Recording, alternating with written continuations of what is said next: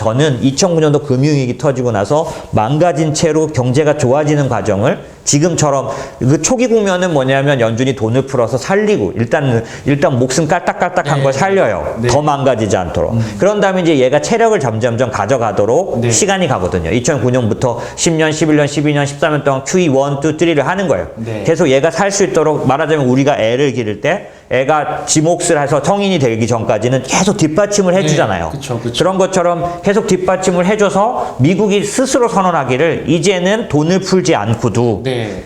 스스로 서 있을 수 있게 됐다고 선언한 게 뭐냐면 2014년, 그러니까 2013년에 네. 버냉키가 테이퍼링이라 그래서 유명한 그 발작인데 그게 뭐냐면 더 이상은 돈 푸는 걸 안 할 거예요를 선언하는 게 테이퍼링이거든요. 네. 그럼 이제 뭐 도움 안 줘도 스스로 설 수 있어요라는 거고 그 단계를 넣으면 제가 여러 번 말씀드렸잖아요. 연준이 하는 양적 완화 정책은 금리를 내리고 돈을 푸는데 네. 그 돈을 푸는 건 계속 국채를 사주면서 가는데 다시 이제 진짜 그런 걸 해가지고 좋아졌다고 치면 이제 역순환 이거 네. 비전통적 완화라고 하는 그러니까 그 통화 정책이라고 하는데 이제 살아났으면 거꾸로 정책을 밟아가요. 네. 이게 제가 얘기가 길어진 것 같지만 보세요. 이제 지금은 막 대선 이런 것 때문에 정신없고 어려워 보이잖아요. 근데 제 눈에는 어떻게 보이냐면 내년도 중간 이후부터는 지금 제가 말씀드리는 이 경기가 진짜로 살아나는지에 대한 얘기들 이 얘기가 아주 또 중심이 될 거예요. 왜냐면 지금은요. 그냥 치고받고 툭툭거리고 싸우는 걸 수밖에 없는 게 연준이나 이런 쪽들이 다 이렇게 딱 마음 먹고 대기하고 넘어지려고 그러면 탁 받치려고 네. 네. 다 이렇게 둘러서 있어요. 이럴 때는 절대로 하다가 그냥 뒤로 확 나자빠지지 않아요. 아. 왜냐하면 다 주의하고 기다리고 있기 때문에 보디가드가 있는 네. 느낌이네요. 연준이 지금 재정정책이 중요하다 뭐 이런 얘기 계속 하지만은 네. 만약에 재정정책이 안 투입되면 자기들 돈을 다시 쏟아부어서라도 일단은 유지시킬 준비를 하고 있죠. 왜냐하면 아직은 정상적으로 살아나지 않았다고 보니까요. 네. 근데 이제 그런 분기점이 오면 이때부터 다시 역순환은 어떻게 되냐면 처음에 금리를 내리고 돈을 풀 때 반대인 거예요. 그래서 채권을 안 사는 것부터 시작하고요. 네. 지금은 부양을 하니까 채권을 사줘서 부양을 했잖아요. 채권 안 사고 그 다음에 나중에 그 두 번째는 금리를 올리고 네. 세 번째는 실제로 갖고 있던 그 돈을 푸느냐고 가져갔던 채권을 다시 시장에다 풀어버려요. 그럼 돈은 다시 네, 돈이 들어오죠. 네. 그래서 마지막 세 단계가 되고 나서 양적 축소까지 다 끝나고 나면 원래 연준에 있던 그 채권들이 다 돈으로 바뀌어 있어야 되는 거예요. 네. 그리고 금리가 몇 프로까지 올라갔어야 되는 거죠. 금융위기 전에 2009년도 전에는 이 과정을 딱 밟으면 연준이 금리를 몇 번에 걸쳐서 올리면 주로 한 6% 이상까지는 올렸어요. 아, 금리를요? 네. 많이 요번에 올렸네요. 센터장 요번에 그 금융위기 끝나고는 연준이 몇 프로까지 정도 올렸던 걸로 기억나세요? 한 2%? 그렇죠. 2.5, 예, 3%를 못 네. 갔어요. 이게 뭐냐면 벌써 체력이 많이 떨어진 거예요. 아, 옛날만큼 직전 위기 때는 금융위기 전의 위기 때는 그러니까 제가 왜 그런 얘기 드는지 아시겠죠? 똑같이 뻥 떨어지고 네. 양적 완화해서 금리 그러니까 뻥 떨어졌을 때 살리려고 금리 막 내리고 돈 풀고 네. 그래서 다시 살아나면 또 금리 올리고 이게 크게 4번이 돌아갔는데 네. 그렇게 금리를 올렸을 때 금융위기 전에는 한 6%, 한 6.5까지는 올릴 수 있었단 말이죠. 체력이 그만큼 됐어요. 네. 이번에는 3% 보려고 하다가 다시 2019년도에 금리 3번 내린 거 아시죠? 네. 체력이 안 돼서. 그 연준이 말하는 핑계는 이거였어요. 인슈어런스 컷. 보험적으로 그냥 일단 좀 내려 먼저 보는 거다 이렇게 말을 했지만 네. 체력이 안 돼, 체력이. 그래서 사실은 지나간 10년 동안 연준이 양적 완화한 게 반의 성공이에요. 옛날에는 이렇게 돈을 풀고 금리를 내리면 체력이 충분히 회복됐었어요. 네. 그래서 진짜 제가 사이클 말할 때 여름이 진짜 왔다고요. 왜 말씀드리잖아요. 봄에는 살려내는 작업이잖아요. 네. 돈 풀고 살리고. 네. 네. 근데 진짜 살면 여름이 온다고 말했잖아요. 그렇죠. 실적 장세. 네, 네. 그리고 가을을 돌고 겨울을 돌아서 다시 봄이 온 거거든요. 2009년도가. 네. 다시 겨울을 온 거잖아요. 근데 2009년도 봄부터 이제 봄에 돈을 풀어가지고 살렸는데 초여름만 있다가 다시 망가졌어요. 초여름 뭐냐? 2017년 1년. 아. 조금 길게 자면 2016년 하반기부터 그때 막 브라질 국채 막 좋아지던데 브라질이 막 주가 2016년 상반기는 망가졌는데 2016년 하반기 때문에 전체 1년 동안 브라질이 30% 이상 수익 났어요. 야. 자, 보세요. 나중에도 이게 금융위기가 극복되면요. 지금 이런 코로나 위기가 극복되면 끝부분에는 신흥국도 올라야 돼요. 끝엔 신흥국이 올라요. 네. 근데 어쨌든 브라질이 2016년도 총 결산이 30% 오르던, 그래서 17년도 1년은 늘 말씀드리지만 돌아가서 한번 주가 보세요. 평탄하게 올라갑니다. 여름이에요. 진짜. 실적이 받쳐주던. 네, 실적이 좋아지고 경기가 진짜 좋아지고. 제가 계속 앞으로도 여러 번 말씀드릴, 이제 우리가 기다리는 장세, 리플레이션, 전형적인 리플레이션 장세. 인플레이션이 좀 나타나면서 기업 실적도 좋아지고 네. 이러냐고 올라가는 장세 1년 딱 나타나고 2018년 2월 달에 바로 그냥 금리가 막 폭등하면서 바로 망가졌어요. 그리고 오르락 내리락하고 2018년 12월에 크리스마스 악몽 네네네. 폭락 나오고 2019년 1월 달에 제롬 파월이 막 금리 이제 안 올린다 막 네. 장담하고 19년 동안에 3번이나 내리면서 중간에 8월 달에 또 폭락. 네. 예, 위기 나오고, 그러고 나서 왜 폭락 나왔냐면 미중 무역 분쟁 네. 예, 터지면서 맞아요. 빠졌다가 2019년도 겨울에 타협해가지고 무역 분쟁 1차 합산해가지고 화해 분위기 되면서 2019년도 끝부분 좋았고 2019년 20년도 1월 달에 뭐 좋다 뭐 이러다가 코로나 터졌잖아요. 네. 잘 기억하죠? 왜냐하면 한 방에 서로 이렇게 테이프 지나가듯이. 이게 왜 그러냐면 제가 말하는 걸 믿으시라는 거예요. 무슨 얘기냐면 보이지 않는 힘들이 있어요. 네. 지금 보이는 사건들만 보시면 안 돼요. 왜냐하면 우리가 애가 너무 걱정돼서 지켜볼 동안에는 애가 심각하게 다치게 내버려 두지 않아요. 네.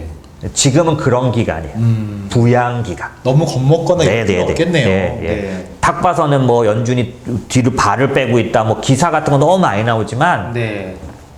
그런 거 아니고요. 제가 여러 번 봐왔잖아요. 엄마가 아이의 손을 잡아준 것까지는 아니어도 딱 옆에서 넘어지면 네네네. 왜냐하면 보고 있는. 지난 10년 동안 제가 살아난 게 미미했다고 했잖아요. 네. 이전에는 6.5까지 금리를 올려도 될 만큼 네. 체력이 팡팡팡팡 살아줬는데 네. 이번에는 그렇게 군부를 뗐는데도 2.5, 3%밖에 못 올렸단 말이에요. 이게 왜 그랬는지는 나중에 제가 한 번 더, 그러니까 역사 같은 거 말할 때 네. 두 개의 이론이 있어요. 그 레리 서머스 같은 사람은 구조적 장기 침체다. 네. 그러니까 니네가 돈을 푼다고 되는 게 아니야. 예. 세큘러 스태그네이션이라는 거예요. 네. 또 하나는 버냉키가 얘기하는 과잉 저축 이론. 신흥국들이 너무나 경상수지나 이런 거 흑자를 내는 바람에 네. 그들이 저축한 돈이 이 선진국들에게 악영향을 끼쳐서 체력이 약해졌다. 그래서 중립금리가 낮아진 거 얘기를 막 하는데 오늘 이제 말씀드리고 싶은 건 뭐냐면 그런 식으로 생각했을 때 2009년도 이후에 금융위기 때는 2.5까지밖에 못 올렸다는 얘기는 충분히 살려내지 못했다는 거잖아요. 양적 완화 정책이. 네, 네. 연준은 그걸 명심하고 있는 겁니다. 통화 정책만으로는 네. 한계가 있다. 그래서 계속 재정 정책을 써야 된다고. 그래서 요번에 본격적으로 1930년대 때 한 번 경험해본 진정한 재정 정책.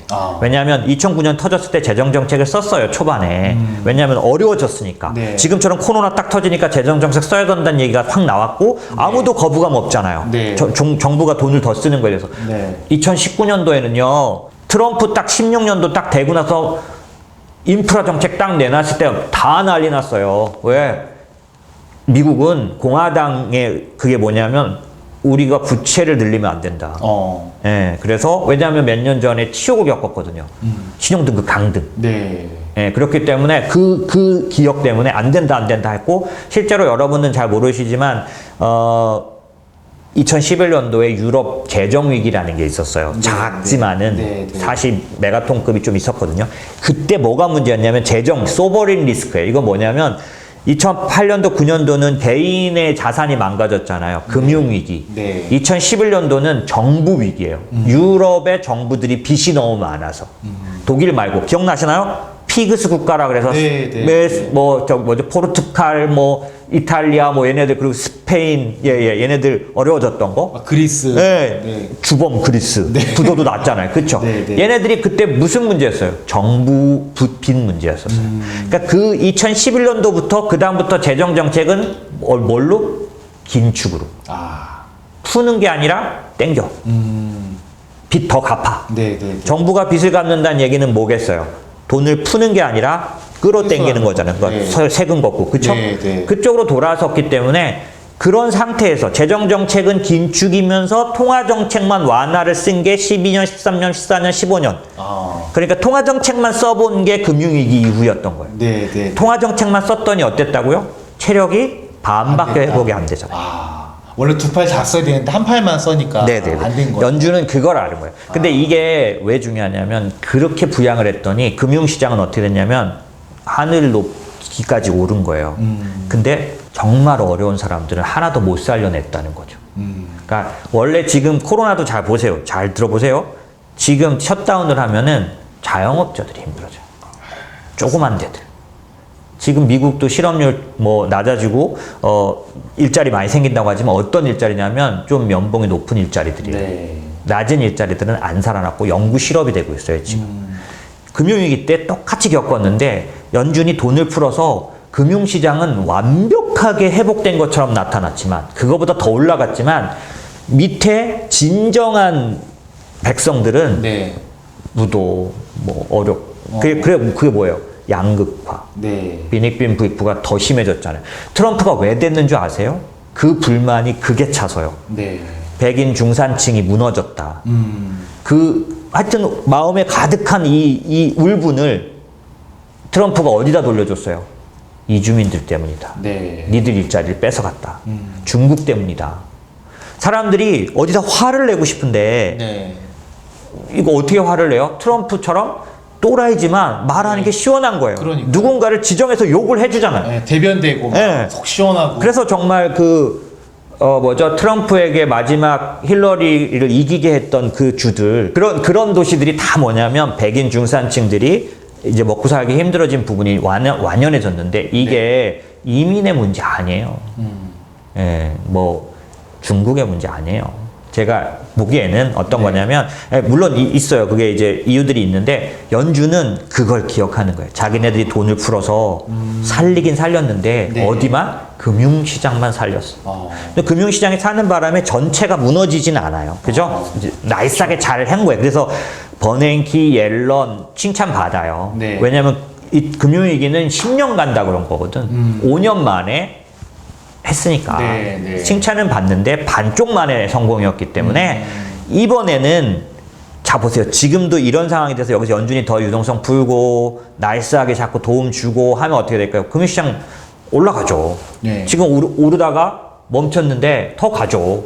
근데 연준은 기억하는 거죠. 그러면 금융위기 때보다 더 깊이 수요 공급이 다 타격을 받았어. 그때는 그 공급이 타격을 받지 않았어요. 네. 수요, 개인이 망가지면서 소비가 죽은 거였거든요. 경기가 진짜 나빠진 거예요. 지금은 네. 코로나 때문에 셧다운을 해버려서 수요와 공급이 다 타격을 받았어요. 공급이란 건 뭐냐면 공장이 안 돌아갔으니까 만들지 못했잖아요. 네. 그죠? 네. 그런 부분들이 한꺼번에 나타났기 때문에 이번에 연준이 금융위기 때처럼 반만 성공하면 수많은 사람이 밑에서 숨을 못 쉬게 될 거예요. 맞습니다. 그런 것들 때문에 연준이 무슨 너무 인도적이어서 그런 게 아니고요. 사실상 그들의 목표는 기본적으로 이 경제를 제대로 살리는 건데 밑에 층의 30-40%가 안 좋은데 경제가 살았다고 할 수는 없다. 네. 이런 부분들이고 그러려면 그들의 학습된 방법으로는 반드시 재정정책이 와줘야 된다. 네. 왜냐하면 재정정책은 어떤 거냐면 자기네들처럼 그냥 어디로 갈지 모르지만 돈을 풀어버리는 게 아니에요. 연준의 정책은 정해진 데 없이 돈을 풀기 때문에 이게 돈 많은 데로 자꾸 간 거예요. 금융 자산 가격만 올려놔서. 근데 정부의 돈은 이번에도 보세요. 정부는 딱 정해서 주잖아요. 실업인 사람한테만 주잖아요. 네. 직장인 사람한테 안 주잖아요. 이런 식으로 정말 어려운 사람을 타겟해서 넣을 수 있는 돈을 넣어줘야 그나마 제대로 살아날 거다라고 연준 생각하고 있고요. 연준이 생각하고 있는 건 재무부가 통해서 자기네 돈을 최대한 쓰게끔. 그러면 이제 나중에 다 스토리인데 이렇게 돈을 풀잖아요, 정부가. 그러면 뭐가 성공적으로 가는데 문제가 나타나요. 뭐냐면 금리가 자꾸 올라가는 거예요. 그럼 금리가 올라가면은 정부의 정부 이자가 많아지니까 제가 안 된다고 계속 그랬죠. 네. 그러니까 앞으로 금리는 계속 낮게 중앙은행이 막을 거다라고 말할 때 제가 금융 억압이라 그랬잖아요. 네. 왜? 정부 부도 낼 수는 없잖아요. 그럼 중앙은행이 이자 많이 내게 할 수도 없으니까 국채 발행한 거에 대해서 계속 눌러줄 거라고 말했잖아요. 그죠? 그래서 정부를 위해서는 그렇게 하지만 또 다른 이유가 있는데 금리가 올라가는 거를 눌러주지 않으면 금리가 올라가 버리면 어떻게 되냐면요. 사실은 정부가 돈을 풀었지만 네. 이 돈을 푼 게 사람들에게 억압으로 그거 뭐냐면 크라우딩 아웃 이펙트라고 해서 구축 효과라고 해서 사실은 돈을 썼지만 이 사람들을 도와주지 않고 그 돈 때문에 사람들이 더 어려워져. 왜냐면 금리가 올라가 보세요. 개인들이 뭐 어떻게 돼요? 대출이자 높아지죠. 그러니까요. 그 다음에 기업들이 조달하는 금리 높아지죠. 그쵸. 더 사업 못하게 되고 더 개인 생활 나빠지죠. 네. 결국에는 정부가 도와주겠다고 돈을 땡겨서 살려두려고 했는데 그게 돌아서 뭘로 와요? 망치로 오잖아요. 이게 이전의 경제사에서 밝혀졌단 말이에요. 그래서 그걸 구축 효과라고 클라우딩 아웃 이펙트라고 해서 정부가 돈을 써도 소용없다라는 논리예요, 그게. 그러니까 그걸 막으려면 어떻게 되면 최대한 막으려면 중앙은행이 계속 금리를 눌러서 거꾸로 개인을 치는 일이 안 생기도록 네. 해줘야 되는. 그럼 중앙은행의 이자, 그러니까 정부의 이자도 줄여주고, 그 다음에 이런 클라우딩 아웃 이펙트라는 부작용도 줄여주고, 네. 이거를 연준을 할 준비가 지금 돼 있다고 미리 예고편도 말했잖아요. 인플레이션이 2% 되더라도 안 올릴게. 네, 네, 네. 이미 시나리오를 다 갖고 말을 했는데 트럼프는 관심 없어. 어쨌든지 간에 지금 제가 말하고 싶은 건 이거는 트럼프가 되든 바이든이 되든 이번에는 공식적으로 돈을 풀게 돼 있기 때문에 네. 30년대 뉴딜 정책처럼 요번에 보세요. 민주당 보세요. 신나서 돈 풀자고 하잖아요. 옛날에 안 그랬어요. 예. 물론 민주당이 또 더 풀자는 쪽은 맞아요. 그래서 요번에 이제 선거에서 이번에 트럼프가 그 작복했잖아요. 그 뭐예요? 확진하고 나서 나와가지고 협상 안 하겠다고 막 이러는 바람에 지금 월가는 다 어떻게 생각하고 있냐면 야 이제 상원도 민주당이야. 막 이렇게 됐어요 지금. 근데 바이든 되고 상원도 민주당이 잡잖아요. 사상 최대 재정 부양할 거예요. 왜냐면 민주당은 전통적으로 미국은 공화당은 어떤 쪽이냐면 개입하지 말자. 민주주의는 자기들끼리. 그러니까 시장에 맡기자. 뭘 믿냐면 보이지 않는 손. 애덤 스미스. 네, 네. 이걸 믿는 거고 네. 민주당은 전형적인 케인전. 정부가 개입해서 네, 네. 경제를 살려야 돼. 그러니까 언제나 돈을 쓰자는 민주당이에요. 지금도 금액은 민주당은 어때요? 2조 2천. 깎아도 2조 2천. 원래는 막 3조까지였는데 네. 공화당은 1조도 안 돼. 지금 막 이러고 있잖아요. 네. 이게 공화당이 짜서 그런 게 아니라 오랜 동안에 예, 그런 거예요. 왜냐하면 공화당은 그래서 뭘 안 해요? 마스크 잘 안 써요. 왜 그런 줄 아세요? 왜 내 삶에 네가 타치를 하지? 죽어도 내가 죽는데? 타치하지 마. 이게 민주주의야. 이게 정부에 대해서도 똑같아요. 전형적인 공화당주의자들은 뭔가 개입하는 건 민주주의가 아니라고 봅니다.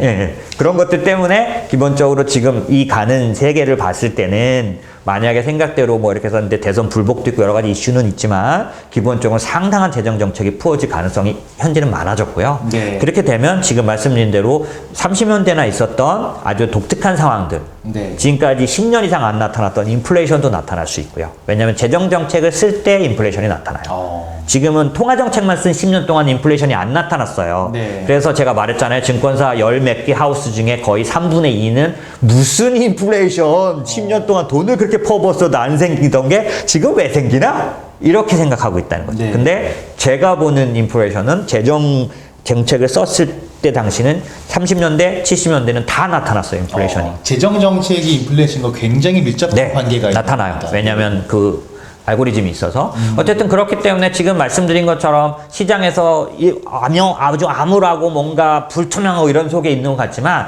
전체적으로 이렇게 일어나서 보면은 멋지고 받고 하더라도 어느 정도 길들은 보이는 거죠. 네. 그래서 시장에 대해서 그렇게 엄청나게 이렇게 스트레스를 막 엄청 받을 상황은 사실은 아닌데 네. 여러분들이 걱정하고 힘든 걸 제가 아무렇지도 않게 말하는 뜻은 아니고요. 네. 크게 보면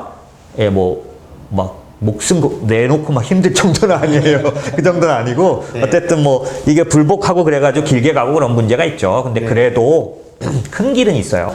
여기 보면은 앞으로 40년 정도 이어질 기술의 시대를 이끄는 산업 ETF를 보니 하나의 산업에 다양한 자문사에서 제공한 여러 가지 ETF가 있더군요. 네. 예를 들어 로봇 산업 관련 ETF는 ROTZ, ROBO, 네, 네. IRBO 등이 네. 있고 신재생 에너지 관련 ETF는 TAN, ICLN 등 여러 가지가 있는데 네. 무슨 기준으로 ETF를 선택하는지 궁금합니다라는 네네. 질문을 좀 주셨습니다. 네네네. 네. 여러 번 설명드린 내용들 중에 이제 합쳐서 말씀을 드리게 될 것 같네요. 그러니까 예를 들어서 앞에 말씀하신 그 부분이 중요한데 제가 왜 저희 자문사에서 그 ETF 중에서 테마틱이라는 걸 다루는지를 설명을 드렸는데 그건 왜 그러냐면 우선은 저희는 기본적으로는 섹터 투자를 권장하는 자문사입니다. 네. 그러니까 섹터라는 게 산업이란 뜻이거든요. 그래서 기본적으로는 예를 들어서 2010년, 그러니까 9년, 그러니까 10년, 11년, 뭐 12년 될 때까지 차화정이라는 업종이 되게 네. 오랫동안 올랐는데 네. 그 주도업종이라고 하고 지금은 저희가 한국에서 BBIG라고 부르는데 네. 뭐 그런 것들이 주도업종인데 주도업종이 최소한 3, 4년을 가요. 개별 종목들은 3, 4년 동안 오르는 부분들이 쉽지가 않은 반면에 네. 주도 업종을 투자하면은 그런 좋은 점이 있기도 하고요. 그래서 네. 그러니까 예를 들어서 지금까지 많은 사건들이 어떤 거냐면 개별 업종에 생기는 갑작스러운 어떤 그런 어떤 사건들을 피하기 위해서 섹터 산업에다 투자를 하면은 훨씬 더 안전하게 투자할 수 있는 그런 효과가 있어서 네. 거기다가 이제 지금은 예전하고 달라가지고 기술의 시대도 계속 설명드리지만 어떤 산업이 장기적으로 이 산업 구조를 지배해가는 그런 경향이 워낙 강해서 어떤 개별 종목을 투자하는 것보다는 산업에다 투자하는 게 훨씬 더 좋다 이런 거를 주장하는 쪽이에요. 네. 그런데 테마틱 ETF는 어떤 의미냐면 좀 전에 말씀드릴 때 로봇 산업을 말씀하시냐고 ROBO, 뭐 IRBT 뭐 이런 거 말씀하신 거고 그 다음에 IRBO네요. 그리고 신재생 에너지 관련해서 TAN이라든지 ICLN 이런 거 말씀하신 건데요. 네. 그런 것들을 저희가 뭐라고 부르냐면 테마틱 ETF라고 불러요. 네. 그러면 저희 자문사는 주로 섹터 산업 ETF하고 그 다음에 테마틱 ETF를 통해서 포트폴리오를 짜는 그런 회사.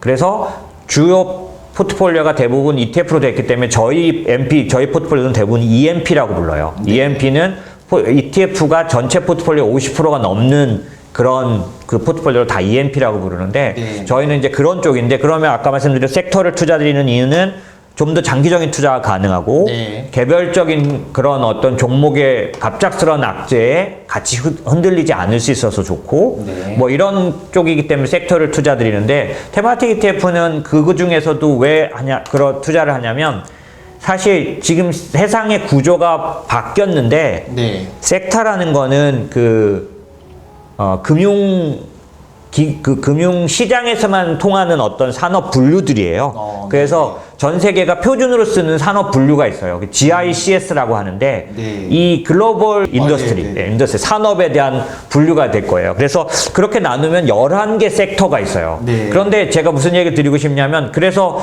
예를 들면 자동차 업종? 네. 뭐 이런 식의 그 섹터가 11개 섹터인데 세상의 구조가 바뀌는 바람에 그 섹터가 되지는 아직 않았지만 산업처럼 굳어져 가는 그런 커다란 그런 비즈니스 흐름이 있는 거예요. 네, 네. 말씀하신 로보틱스, 클라우딩 컴퓨팅, 네. 그 다음에 신재생 에너지. 이게 하나의 산업은 아닌데 네. 지금 이미 구조가 바뀌어서 하나의 산업군처럼 돼가는.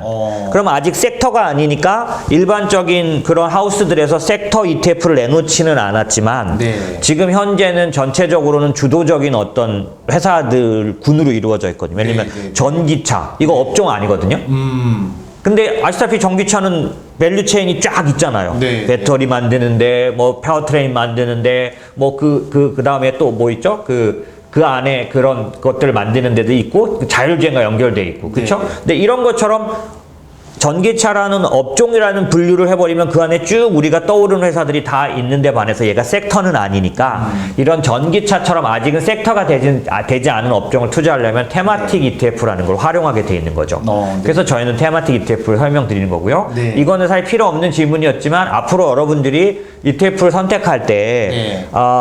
일반적으로 다루는 것보다는 지금 시대에 맞춰서 가기 위해서 그렇다라는 설명을 드렸고, 네. 막상 이제 질문 주신 네. 그 테마 ETF를 선택할 때는 어떤 기준을 가지세요? 라고 하면은 저희는 이렇게 생각하는 거예요. 예를 들면 로보틱스 예를 들어 주셨잖아요. 네, 네. 그러면 지금 ROBO라는 거, 그러니까 BOTG, ROBO, 뭐 IRBO 이런 거 말씀하셨는데 이 얘네들은 똑같이 다 로보틱스 그 회사들에 투자를 해요. 네. 근데 특징들이 좀 다 있는 거죠. 저희가 예를 들어서 여러분이 이해하기 쉽게 말씀드리면 BOTG라는 로보틱스 ETF는 50% 이상이 일본 기업으로 이루어져 있어요. 왜냐하면 로봇 강국이 네. 사실 미국도 강국이지만 원초적으로 제가 보는 로봇 강국은 1위는 일본이에요. 근데 분야가 달라요. 일본은 어느 쪽 로봇이 강하냐면 휴머노이드라 그래서 사람하고 대화하고 아. 노인들 돌보고 네네네. 이 움직이는 그런 거 있잖아. 말을 하고 네네. 예, 뭐 호텔 같은 데 가면 안내하는 로봇 뭐 네네네. 이런 거 있잖아요. 네. 이쪽이 일본이 강해요. 음. 네. 그런 반면에 미국의 로봇은 어떤 쪽이냐면 보스턴 다이나믹스라는 회사가 가장 대표적인 회사인데 네. 보스턴 다이나믹스는 군용 로봇 만드는데요. 전투 로봇. 네. 그래서 로봇의 힘으로 싸우는 게 아니라요. 네. 이제 그 군 작전을 하려면 네, 막 네. 그 극한 뭐 그런 맞아요. 지역에 들어가기도 해야 되고 막 네, 그러잖아요. 맞아요. 그런 거에 사용되다 보니까 아. 뭐 일본 로봇보다 뭐가 많이 발달했냐면 그런 어떤 드는 거, 뭐 미는 거 이런 그리고 기동성이나 예, 뭐 관절 이런 게 굉장히 발달했어요. 예. 그러니까 그런 로봇이고 사실은 또 하나의 로봇은 산업 로봇이라 그래서 왜 우리가 생각하는 로봇 모양은 아닌데 네. 팔만 있고 이런 거 네. 있잖아요. 네네네. 그런 로봇은 사실은 몇 개 우리나라도 그쪽은 발달했어요. 자동화 로봇. 네. 그 공장 같은 데 네네 가면 맞아요. 있는 거.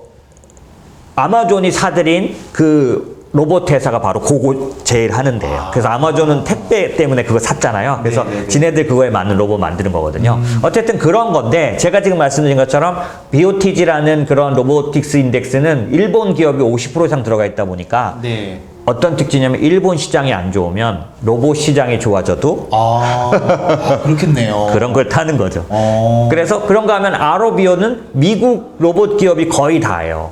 요즘은 일본이 좀 들어오긴 했지만 옛날에는 80% 90%가 미국 기업이었어요. 그러다 보니까 어떻게 하냐면 미국 시장 올라가는 거에 수혜를 좀 같이 입었죠. 그렇겠네요. 지나간 몇 년 네, 동안에. 네, 네. 일본 시장이 오른 그런 거 활성화는 좀 덜 했잖아요. 그러면 대표님 약간 네. 죄송합니다만 그 BOTG보다는 네. ROBO 이런 게 달러랑도 더 연관이 그렇죠. 막 예민하고 네네. 이런 거. 미국의 영향을 더 훨씬 더 많이 받겠죠. 미국 네네. 기업 영향을 많이 네, 받겠죠. 네. 그래서 그런 것들을 저희는 반영을 하기 때문에 네. 일본 시황이 아무래도 영향을 줘서 부정적일 것 같다 그러면 똑같이 로봇 투자를 하더라도 BOTG를 안 하고 ROBO를 선택하는 거죠.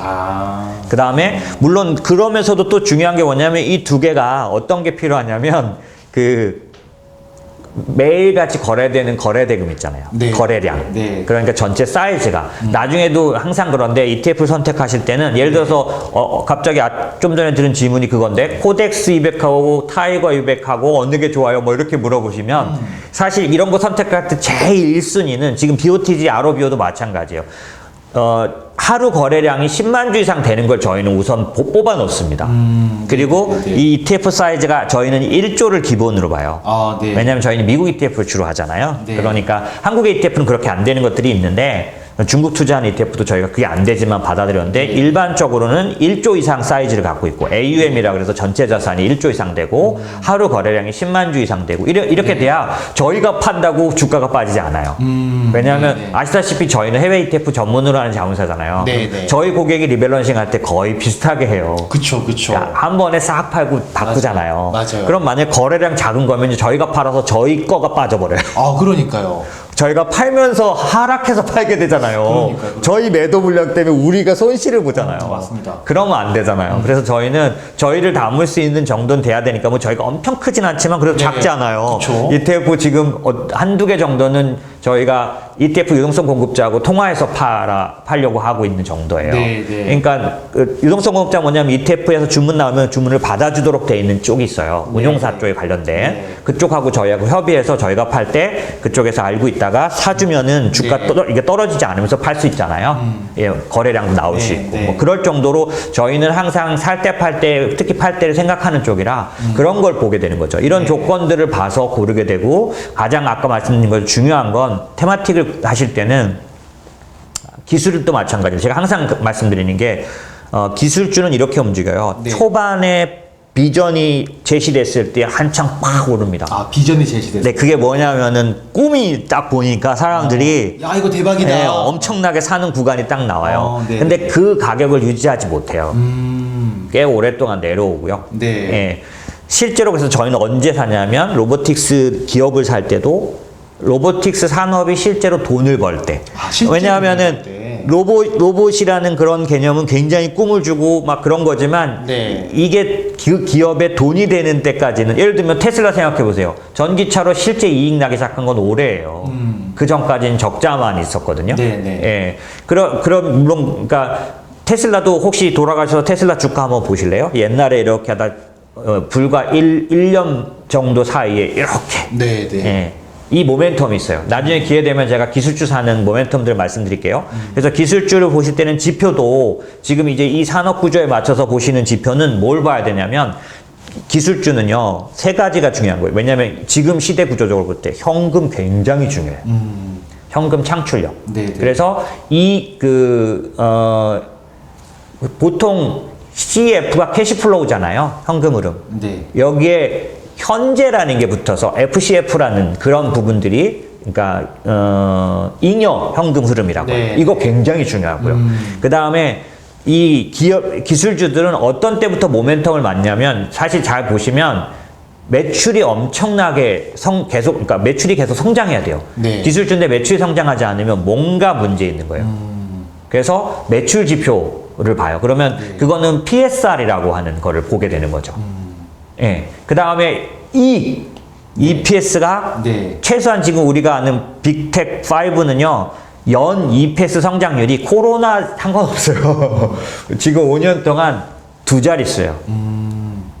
이 테마 같은 거 결정을 할 때도 이런 팩트들을 보고 결정을 하는 거라서 네. 하나로 딱 말씀드리기는 어렵고요. 네. 큰 조건들은 그런 거. 그래서 그 기술주를 투자할 때는 아까 중요한 지표들, 기술주를 선택하는 지표들 말씀드릴 때 네. 가장 큰 게 뭐냐면, 초반에 막 기대감으로 오르는 뒤에는 반드시 내려와서 네. 자리를 잡은 다음에 진짜로 이익이 나는, 네. 이익 지표가 나오는 그런 때부터 제대로 올라가기 시작합니다.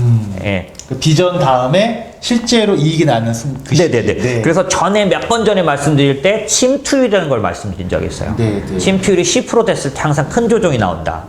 예, 그런 얘기 드렸었잖아요. 이런 네. 것들이 다 기술주 흐름의 전형적인 예, 흐름들이기 때문에, 저희는 그러니까 어떻게 했어요? 저희는 막 꿈인 단계의 기술주들은 쳐다보는 목록에만 넣어놨다가 네. 진짜로 돈을 버는 팩트가 모여졌을 때, 예를 들면 로보틱스와 AI가, 요즘은 제가 굉장히 활발하게 기술주 얘기를 드릴 수 있는데, AI가 이제 진짜로 돈을 벌기 시작했어요.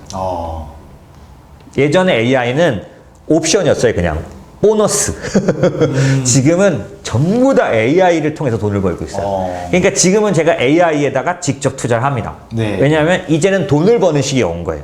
기술주 중에 AI에 관련된 기술주에 돈을 넣어도 되는 때가 된 거예요. 지금까지는 옵션이었는데, 서비스였는데, 그러니까 뭐 CES라고 매년 1월 달에 하는 가전 그거에서 네. AI 기능은 와 멋지다, 우와 막 이런 신기하다, 거, 네, 그런 신기한 것까지. 것만 보여줬는데, 네. 지금은 AI가 진짜 돈을 벌고 있어요. 그러니까 지금은 투자해도 되는 거죠. 그러니까 지금 제가 말씀드린 것처럼 기술주는 앞으로 40년을 갈 건데, 그 투자하는 시기는 지금처럼 그 네. 기술이 진짜로 돈을 벌 때.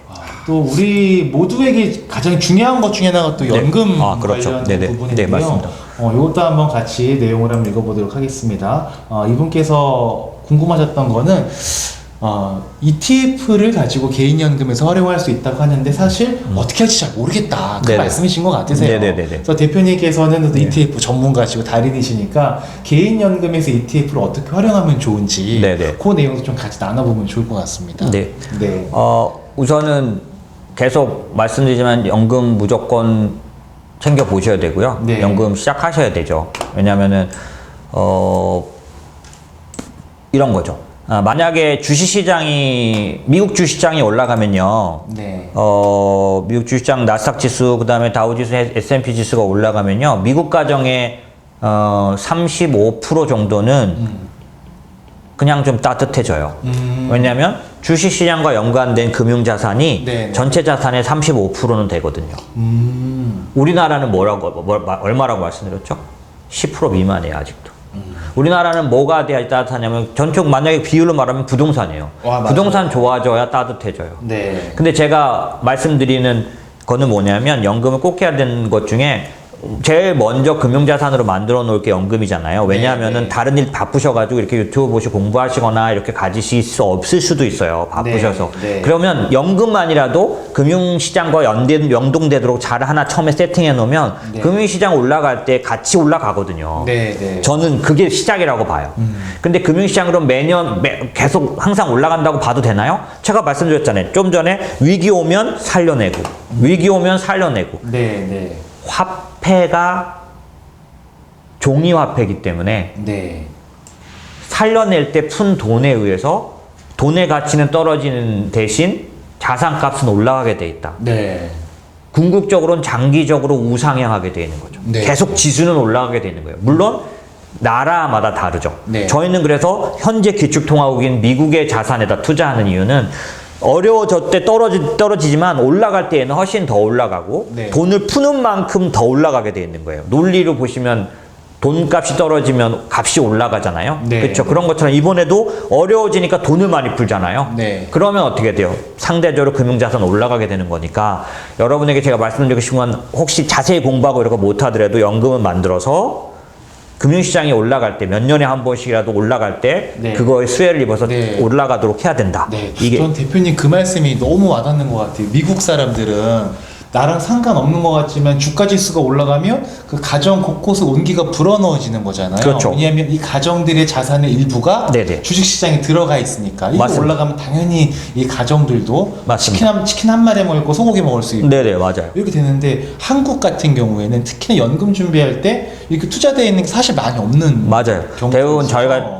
뭐 제가 숫자는 정확히 기억 안 나지만 저희는 대부분 보험으로 맞아요. 돼 있더라고요. 거의 한 80%. 네네네. 그래서 보험은 다른 보장성 이런 건 무조건 필요한데요. 네. 연금에서는 보험으로 하는 건 비효율적이에요. 왜냐하면 네. 보험은 이제 그 공시율이라는 게 뭐냐, 공시금리라는 거 자체가 네. 보험에서 하는 자체가 이게 시중금리잖아요. 네. 지금 시중금리 1년이 0.7 이렇게 되잖아요. 네. 그럼 이렇게 해서 몇 년 되는 동안 너무 낭비인 거죠. 맞습니다. 근데 앞으로 지금 그 앞으로는 더 하지 않겠습니까? 네. 그래서 그렇게 보면은 이제 연금은 보험으로 하는 건 효율적이다. 보험을 욕하는 게 아니고요. 네. 그러니까 연금은 보험으로 하는 건 안 맞고요. 펀드나 ETF로 하는 게 맞는데 금융시장에 들어와 있는 게 맞는데 그럼 그걸 어떻게 구성할 거냐라고 네. 봤을 때는 앞으로 30년, 40년 무적 포트폴리오는 없어요. 네. 왜? 지금 지나간 10년과 지금도 달라졌으니까요. 네. 크게 달라진 점 말씀드려 볼까요? 제가 계속 여러 번의 것처럼 말씀드려요. 이제는 채권을 그냥 맹목적으로 갖고 있으면 안 된다고 계속 말씀드리잖아요. 네, 네. 옛날에는 뭐 주식 60%, 채권 40%, 6대4라는 황금 비율 얘기도 많았고, 네. 그리고 뭐 나이에 따라서 채권 비율을 맞춰만 가면 된다는 말도 많았지만, 네. 지금은 당장 지금부터 한 1, 2년 사이에는 채권은 자꾸만 마이너스 나요. 요번에도 보세요. 요번에 트럼프 사건 터졌는데, 여러분, 오늘 아침에 트럼프가 번복했다고 그래가지고 장에 올랐잖아요. 네. 금리가 폭등했어요. 미국 장기채 금리가 정말 한두 달 만에 0.7로 또 다시 올라갔거든요. 이게 하여튼 무슨 팩트만 나오면 금리가 자꾸 올라요. 그러니까 제가 말씀드린 거 연금에다가 안전한 것 때문에 그 채권에다 넣어놨던 거거든요. 네. 근데 안전할 뿐만 아니라 지나간 10년은 갑도했어요. 왜 그런지 말씀드려 볼게요. 금융위기 때부터 지금까지 10년간 채권 장기채 금리는 계속 내려왔어요. 금리가 내려왔다는 얘기는 채권값은 계속 올라갔던 거예요. 네. 왜 그러냐면 연준이 계속 채권을 사주는 기관들이 채권을 사는 거에 의해서 값이 계속 올라간 거예요. 네. 그렇기 때문에 지금까지 10년 동안에는 안전할 걸 위해서 60% 넣어놓은 채권이 플러스도 심지어 꽤 났던 거죠. 채권의 값은 두 가지에 의해서 올라요. 정해진 금리 있잖아요. 정해진 자기 그 이자. 네. 이걸로 들어오기도 하지만 채권 값이 올라서 캐피탈 게인이라고 하는 그걸로도 올라가거든요. 주식 가격이 오르고 내리는 맞아요. 채권 그래서 오르고 내리는 거죠. 그걸 이해하실 수 있는 게 유럽의 채권 국채들은 지금 마이너스 거래되거든요. 네. 그러면 유럽 독일 국채를 사면은 이자를 받는 게 아니라 이자를 까고 돈을 주고 사는 거예요. 네. 그러면 이거 왜 사냐? 이익 나는 방법은 하나밖에 없잖아요. 내가 10,000원에 샀는데 네. 12,000원에 팔 수 있으면 이자 0이어도 상관없죠. 그렇죠. 제가 채권 이자의 두 가지 부분, 자기한테 정해진 그 쿠폰으로 받는 이자만 있는 게 아니라 이놈을 더 비싸게 팔아도 채권 이익이다. 그러면 독일 국채는 전부 딱 그거만 남아 있어요. 왜냐하면 금리가 마이너스거든요. 그러니까 그런 것처럼 기본적으로 지금까지는 마이너스 그 캐피탈 게인에 의해서라도 10년 동안 채권이 이익을 줬어요. 네. 지금은요. 툭 하면 금리가 올라요. 무슨 일이 나왔는데 그러면 그거의 금리는 자꾸 올라가는 걸로. 자, 대선에서 바이든이 됐어요. 채권 금리 더 오르는 요인이에요. 트럼프가 될 때보다. 네, 네. 왜 그럴까요? 아까 제가 바이든이 되면 돈 많이 쓸 거라고 했잖아요. 네. 돈 많이 쓰는 거와 채권 금리 올라가는 게 연결돼 있어요. 예. 그래서 그런 식이에요. 그러니까 뭐 둘이 대 중에 하여튼 뭐 어떻게든 누가 되면 자꾸 채권이 오르는 거예요. 그런데 내 연금에다가 안전하다는 명목이나 늘 그래왔다는 명목으로 70% 채권을 왜 넣어놓냐고.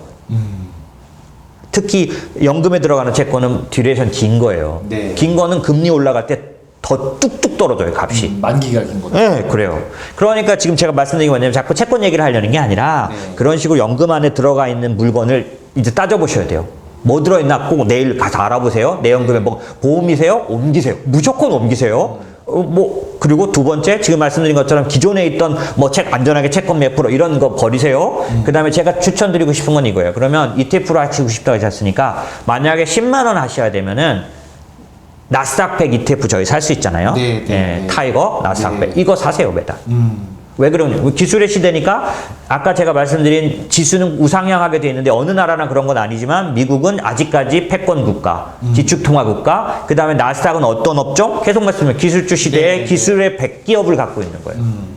그것만 사세요. 근데 조금 더 20만 원, 30만 원 하실 것이면 하시게 될 거면 거기에 이제 더 나오시는데 저희 같은 금도 넣고, 그쵸? 네, 네. 왜냐면 앞으로 금에 대한 얘기 계속 드렸고 주의하실 거.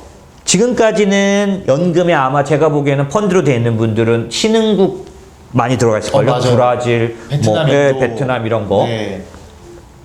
신흥국이 다 나쁘진 않는데요. 잘 들어보세요. 이거 굉장히 중요해요. 아까 앞으로 이제 남은 주식시장을 올리고 경기를 살려내는 남은 방법은 통화정책이 아니라 재정정책일 거라고 말씀드렸잖아요. 네네. 연준이 통화정책은 이제 빼는 건 아닌데 네. 효율이 없어서 네. 이제는 재정정책과 연합적인 정책을 쓴다. 그러니 주도권은 누구한테 있어요? 재정정책. 자, 그거 어떻게 실감할 수 있나 말씀드려 볼게요. 자, 지금 시장을 움직이는 제일 중요한 팩트 뭐예요? 5차 부양안이죠? 그 주체가 어디예요? 미국 정부잖아요. 옛날에 우리는 연준만 보고 있었어요. 지금 뭘 봅니까? 재정정책 보잖아요. 벌써 바뀐 거죠. 네. 주도권이 재정정책에 넘어가야 돼요. 왜?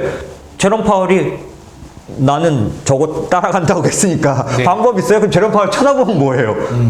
그죠? 그러니까 이제는 그거 보잖아요. 이게 벌써 바뀐 거예요. 지금 말씀드린 것처럼 재정정책이 2, 3년간 지배할 텐데, 자, 여기서 포인트. 재정정책이라는 게 뭐냐면 정부가 국채를 발행해서 돈을 땡겨가지고 넣는 거잖아요. 네. 그러면 모든 나라가 이 국채 발행해서 돈을 넣었을 때 아무 문제 없이 그 국가 부채가 높아지는 거를 잘 넘어갈 수 있겠냐? 아니죠. 이미 국가 부채가 너무 높은 데는 어떻게 해요?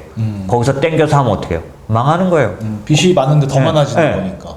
지금 터키 네. 들어가서 한번 보세요, 인터넷. 터키 인플레이션 막 10몇 프로씩 나타나고 네, 네. 부채가 막 여기 못해. 재정정책 지금 못해. 네. 그죠? 브라질 사실은 제가 지난번에 어떤 분이 질문하셔서 브라질 국채 아직 팔지 말고 기다려봅시다 했는데 더 나빠졌어. 그 사이에. 그때로부터 지금까지 한두 주 사이에. 네. 이게 왜 그러냐면 아직 브라질은 희망을 버리진 않을 수 있는데요. 원화가 또 이상하게 뜻밖 강해졌거든요. 원래 브라질 국채나 해외 국채 투자할 때는 걔하고 달러만 보면 안 되고 원화랑도 봐야 돼. 이거 복잡해요. 설명하면은 네. 원화가 더 세져 버리면 달러 대비 그 통화가 강해졌어도 원화가 더 세져 버려서 깎아먹어요. 그런 것처럼 이중 구조인데 어쨌든 제가 말씀드린 거 그냥 딱 들어붙으세요. 신흥국 아무데나 들어가 있는 돈 안 됩니다. 재정 정책이 점점 심화될수록 편차가 커져. 이거 어떻게 믿을 수 있느냐? 옛날에는요, 2009년도에는 연준이 돈을 풀어서 양적 완화를 하면요, 그게 경기를 살려내는 신호가 나타날 때 신흥국으로도 온기가 확실히 나타났었어요. 왜? 미국이 괜찮아지면요, 낙수 효과처럼 신흥국으로 돈이 이동하면서 좋아졌어요. 네. 그래서 미국이 좋아질 때 한국도 외국인이 사는 거예요. 네. 원화 강세이기도 하고 여러 가지 사는데, 이번엔 어때요? 어떻게 알아볼 수 있냐면요, 달러가 약세가 되든 강세가 되든지요, 신흥국 통화는 원래 달러가 약세가 되면요, 신흥국이 강세가 돼야 되거든요. 네. 강세가 안 되는 국가, 이번에 지금 브라질 말씀드렸잖아요. 터키 뭐 이런 이 대부분의 신흥국 국가가 통화가 달러에 비해서 엄청 약세요. 근데 달러는 현재 어때요? 달러는 지금 강하지 않거든요. 네. 무슨 얘기냐면 신흥국도 지금 좋지가 않다는 얘기예요.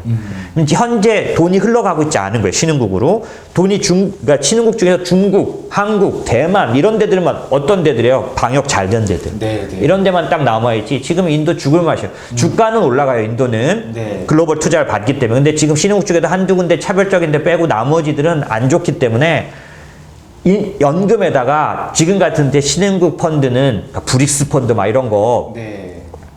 웬만하면 빼서, 제가 지금 말씀드린 것처럼 앞으로 2, 3년간 올라갈 수 있는 데에 가 있는 게 좋습니다. 그래서 연금 펀드도 그냥 연금 펀드는 주식 뭐 채권 많이 넣고 장기적으로 계속 가는 거야, 이거 아니에요. 그러니까요. 과거의 연금 펀드에 대한 인식을 보면 이제 조금 노력하시는 분들께서 많이 하시는 게, 연금 저축 보험으로 가입하셨다가 이게 좀 아쉬운 게 있구나 해서 연금 펀드로 옮기시거든요. 네. 그래서 구성을 잘 하세요. 네. 나름 잘 하셨는데, 근데 한 번 구성하시고 안 들여다보시는 거예요. 왜? 맞아요. 연금이니까 장기 투자면 그냥 장기하면 되겠지라는 마음들이 많이 있으신 것 같아요. 맞아요. 그래서 제가 사계절 사이클 중에서 신흥국을 마음 놓고 그래도 편안하게 투자할 수 있는 건 여름밖에 없다고 말씀드렸잖아요. 네.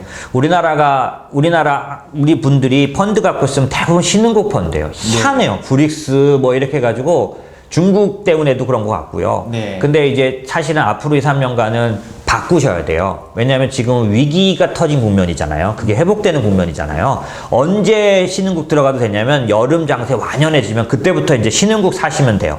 지금은 바꿔놓으세요. 선진국으로. 특별히 아까 제가 나스닥도 있고 금도 말씀드린 것처럼 몇몇 주요 자산으로만 지금 가져가시다가 네. 이제 여름 장세 왔다가, 저 방송에서 제가 자꾸 막 여름이라고 뭐 실적 얘기하고 뭐 경기 좋아진다고 얘기하면 앞으로 한 반년 이상 훨씬 기다려야 돼요. 이제 그런 때가 되면 그때 신흥국 펀드를 하셔도 돼요. ETF도 지금 저희가 갖고 있는 MSCI 뭐 신흥국 지수 ETF 같은 거 안에는요, 대만, 한국, 중국 위주로 돼 있어요. 아까 말씀하신 브라질이나 터키. 네네, 그런 쪽들이 굉장히 작은 거예요. 네. 그러니까 그런 ETF에서 그런 걸 골라서 이렇게 할 수 있거든요. 근데 아직은 그렇지 않으시잖아요. 네. 그런 경우에는 일단 그쪽을 덜어내고 아주 주요하다고 하는 쪽들로. 그 다음에 이제 오늘 사실 잠깐 오늘 제가 말씀드리려고 한 게 있어요. 그게 뭐냐면 오늘 날짜, 어제 날짜로 네. 그 한국의 그린 뉴딜 지수가 나왔잖아요. 네. 이건 관심 가지세요. 이게 뭐냐면 KRX 그린 뉴딜 지수라 그래서 그러니까 정부가 몇 조죠? 갑자기 16조, 17조 막 이렇게 들여가지고 이 그린 뉴딜에다가, 그러니까 한국의 재정 정책이에요. 제가 지금 말씀, 미국의 재정 정책은 지금 5차 부양책 기다리고 있는 것처럼 한국은 지금 4차 뭐 이렇게 부양책 썼잖아요. 그게 뭐냐면 다는 안 줬지만 재단 지원금 줬고, 네. 그 다음에 기업을 살리기 위해서 이 그린 뉴딜 지원금을 이제 다 내년부터 다 짜놨잖아요. 그쵸? 그거에 우리가 투자를 해볼 필요가 있어요. 왜냐하면 재정 정책이 직접 지원하는 산업들을 투자하는 거예요.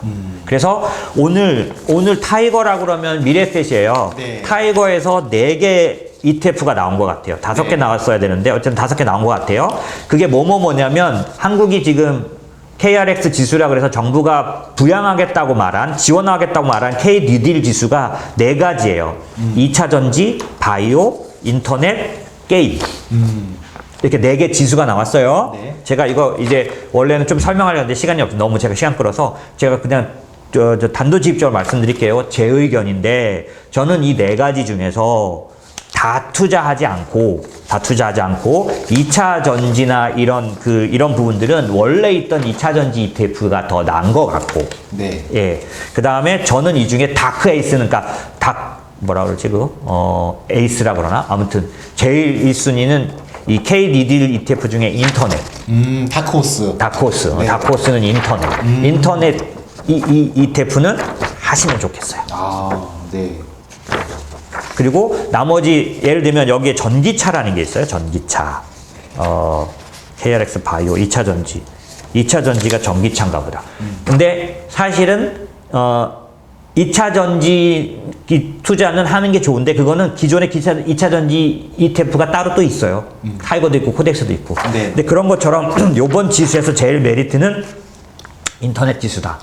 요거는 예를 들면 대표님 물 한 잔 드시고요. 네. 천천히 하셔도 됩니다. 네. 너무 지금 마음 급하게 안 하셔도 되는 게 오늘 기미뽀가 없지 않습니까? 아, 그런가요? 네. 제가 시간을 너무 많이 시간 썼어요. 많습니다.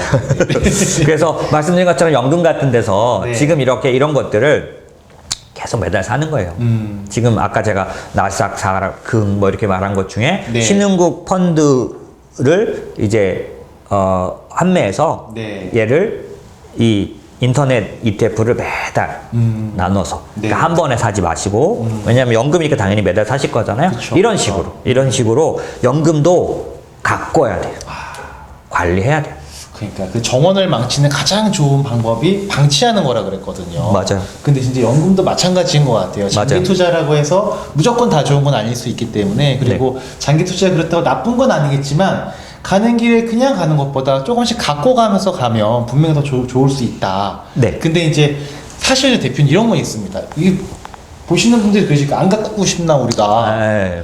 일하느라 바쁘고 집안 돌보느라 바쁘고 하다 보니까 놓치게 되는 경우들이 많은 것 그렇죠. 같아요. 네. 그렇죠. 그래서 지금처럼 이제 뭐 이렇게 방송 같은 데서 저도 계속 말씀드리려고 하고 가능하면은 어떤 채널들을 갖고 계신 건 좋아요. 그러니까 네. 제가 생각하기에 여러분들이 다 결정하셔야 될 것 같아요. 저는 너무 지금은 이제 집중적으로 공부를 초반에 좀 많이 해놓으시면 나중에는 한 달에 한 번씩만 보셔도 되시잖아요. 네. 그러니까 저는 지금은 오케이. 그런데 매번 이렇게 뭘 사나 뭘 파나 뭐 이런 네. 거에 매일 이러고 계시면 좀 별로예요. 그러니까요. 여행도 다니시고 하셔야 네, 되잖아요. 삶을 좀 누리셔야 네네네, 되는데. 그러셔야 되잖아요. 그러니까 네. 초반에 지금 열심히 공부하신 다음에는 한 달에 한 번 체크하는 시간. 그래서 저희가 저거 있잖아요. 증여 위대한 유산에서 위대한 유산. 어떤 프로그램을 제안 드렸냐면 애들한테 증여한 계좌에 그 잔고 내역이 오는 한 달에 한 번 네. 애 앉혀놓고 네. 야 네가 너한테 준 돈이 뭐뭐뭐 산 그 ETF는 아니? 제가 어저께 이제 그 증여하신 분들한테 클라우딩 컴퓨팅 설명했어요. 클라우딩 네. 컴퓨팅 산업에 대해서 1시간 좀 넘게. 네. 근데 이게 사실 클라우딩 컴퓨팅이 AI로 가고 있는 거거든요. 네. 그런데 그런 것들을 이렇게 알고 계시면 애한테 뭐 그거 한번 툭 물어보시고 그다음에 그 내역서 꺼내놓고 야 이번에 그래도 좀 수요 올랐네? 뭐 이렇게 얘기하면 애한테 너무 부담스럽지 않은 경제적인 자극도 네. 좀 되고 관심 좀 여러분도 갖게 그때 한번 딱 보시고 체크하셔서 이거 왜 이러지 방향이? 그럼 예를 들면 임모스테 전화해 이렇게 하든지 이게 뭐 하여튼 그런 정도? 네, 네, 예, 네. 처음엔 열심히 공부해서 틀을 닦아놓은 다음에는 네. 이제 한 달에 한 번 정도씩 네, 네, 네. 이렇게 관리하는 거 저는 이걸 권장드리고요. 연금도 그런 측면에서는 초반에 막 공부하셔서 뭘 넣어야 되나 그다음에 지금 제가 이렇게 뭐 넣는 거 말씀드렸지만 또 중요한 나중에 그러다가 갑자기 이제 뭐 그 나스닥을 더 이상 안 해야 될 때가 오지는 않나요? 올 수 있죠. 미국이 패권 국가에서 내려오고 네. 뭐 다른 국가가 그럴 때는 그러면 어떻게 하는 거예요? 그리고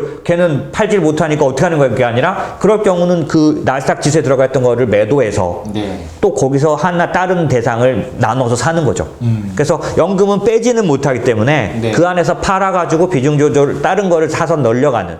전에도 말씀드린 것처럼 4종목을 사는데 연금에서 네. 10만 원씩 4개 산다고 쳐보죠. 40만 원 하기 어려운데 어쨌든 10만 원씩 샀는데 이렇게 해서 한 10년 넣었잖아요. 그러면 10년 넣으면 40만 원씩 연간이면 얼마인가요? 480이고 10년에 4,800이 돼 있는데 40만 원 산다고 얘한테 싸게 사는 효과가 있을까요? 없거든요. 네. 그럴 때는 어떻게 해야 돼요? 그럴 때는 매달 넣어서 가격을 낮추는 효과에 대한 이 부분을 이제 입금을 끊으시고 얘는 그 안에서 목돈 포트폴리오 돌리시고 네. 새로 연금 하나 트셔서 또 40만 원씩. 네. 그러니까 내가 매달 사는 게 위험을 낮춰주는 효과를 줄 수 있는 사이즈가 될 때까지만 네. 키우시는 거예요.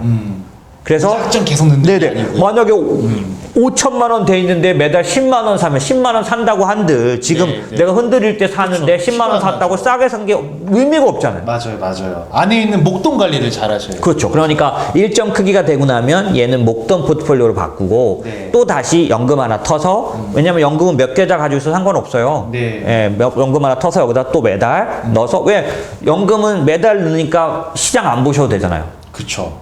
뭐 지금 뭐 대선 때문에 흔들릴 게 아니잖아요. 왜냐면 난 계속 사니까.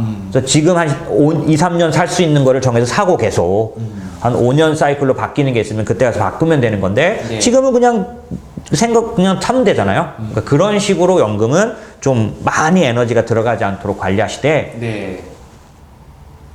일찍 하는 게 무조건. 왜? 쌓이면 복리가 되잖아요. 아, 맞습니다. 네, 시간이 문제거든요. 네, 또 네, 그러니까 어쨌든 일찍 시작하시고 그 다음에 그렇다고 시작했다는 것만 의미는 아니니까 좀 좋은 관리 구성 이런 것들은 처음에 고민하시고 배우셔가지고 하시고 네. 그 다음부터는 이제 시간을 좀 이렇게 여유 있게 두고 관리하시고 네. 그렇게 가시면 나중에는 사실 제가 말씀드린 연금은 무지무지 중요한 게 뭐냐면 네.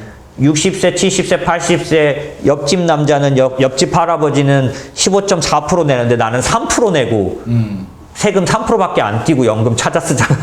기분 좋아. 네, 그러니까 기분 좋아. 그럴 걸 왜 안 시작해요? 일찍 시작해서 계속 넣어놓고 네, 세금 보면 기본적으로 좋죠. 정부에서 주는 또 혜택도 있기 때문에 세제 그렇죠. 혜택도 있고 네네. 그리고 또 투자할 수 있는 포트폴리오도 또 괜찮은 것들이 또 많이 있지 않습니까? 예, 그렇죠. 가끔 또 이렇게 장 대표님께서 이렇게 꿀팁 좀 주시고 그리고 대표님 저희 위대한 유산 증여 네. 프로그램을 네네. 이제 성황리에 마쳤죠 여름에. 네네, 그렇죠. 그래서 가을을 맞이해서는 이제 연금 프로젝트도 한번 준비를 하고 네, 계시다고 맞습니다. 저희 하시는데, 네.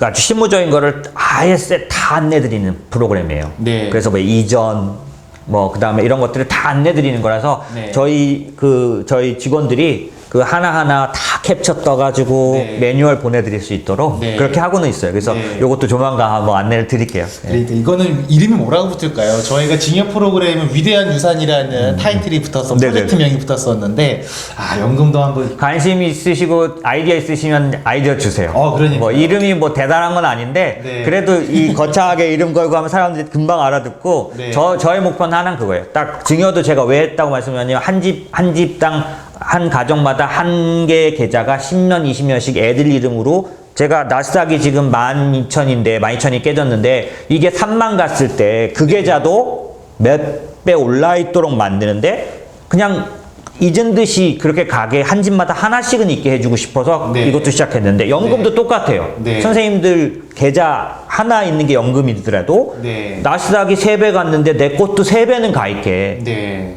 그렇게 만들고 싶은 거예요. 네. 그래서 연금도 되신 대로 자꾸 말씀드리고 이러는 거니까 큰 돈을 넣고 어떻게 대단해 이런 거 하나도 아니고 딱 그거 나스닥이 많이 올랐어? 내 것도 많이 올랐겠네? 뉴스 보면서 기분 좋아지는 네네네. 거죠. 뭐. 이런 정도. 근데 그게 막 연구해서 하는 게 아니잖아요. 그쵸. 저는 딱 그거입니다. 예. 자, 아무튼 혹시 이제 보시는 분들 중에서 대표님 의견 되게 좋으셨던 것 같으세요.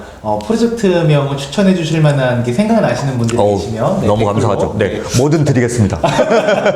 네. 네. 자, 일단 오늘 카페에 올라왔던 두 가지 질문에 대해서 네. 같이 말씀 좀 나눠봤고요. 네. 이제 좀 빠르게 네. 저희 실시간 참여하신 분들께 주신 질문들 네. 이걸로 좀 보겠습니다. 네. 아이고, 얘기가 길어가지고 또 시간 많이 갔네요. 자, 이제 처음부터 주신 질문부터 네, 네. 차근차근 좀 보도록 네, 네. 하겠습니다. 대표님께 천천히 보시면서요. 네, 네, 네. 요거 같이 이야기 나누면 좋겠다 싶은 걸 네, 네. 정하셔가지고 같이 네. 말씀을 나누시면 좋을 것 같습니다. 그냥 바로 딱 보이는 말씀은 트럼프랑 바이든 국경희 선생님께서 질문하신 네, 건데요. 네. 누가 되는 게 더 좋을까요? 투자 시작하고 미국 상황이 이렇게 예민해질 줄 몰랐어요. 이렇게 당연히 궁금하신 거고요. 당연히 그런데 사실은 지금 대선은 누가 되느냐보다는 조합이 더 중요해요. 그러니까 트럼프도 공화당이잖아요. 네. 트럼프가 되고 상원을 공화당이 하면은 문제 없이 또 갑니다. 네. 그리고 바이든 민주당이잖아요. 바이든이 되고 민주당이 상원을 잡으면 이것도 나이스 케이스죠. 엇갈릴 때가 조금 문제예요. 이제 트럼프가 되고 민주당이 상원을 잡거나 바이든이 되고 공화당이 상원을 잡으면, 왜냐면 하원은 지금 제가 자료 봤는데 거의 그냥 민주당이에요. 다시 이번에 상원 하원 다 똑같은 날 선거하거든요. 네. 하원은 그냥 거의 고민 없어요. 그냥 민주당이에요. 근데 하원은 다른 결정은 큰 결정을 못 해요. 주도권이 좀 적어요.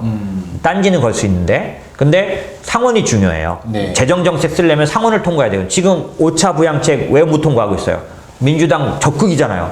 공화당이 계속 딴지 거는 거예요. 상원이요. 그러니까 상원을 누가 잡느냐? 요거 기억하시면 돼요. 네. 그래서 지금 월가에서는 바이든 민주당 상원 나이스 이렇게 가고 있는 중이에요. 그럼 아까 말씀드린 것처럼 왜 나이스라고요? 바이든이 그러니까 선언한 돈이 더 커요. 재정정책 금액이. 근데 민주당이 상원이니까 어떻게 되겠어요? 통과! 이렇게 되잖아요. 그쵸? 공화당이면 어떻게 돼요? 안 돼! 이렇게 되잖아요. 그럼 재정정책이 계속 지금처럼 늦어지는 거예요.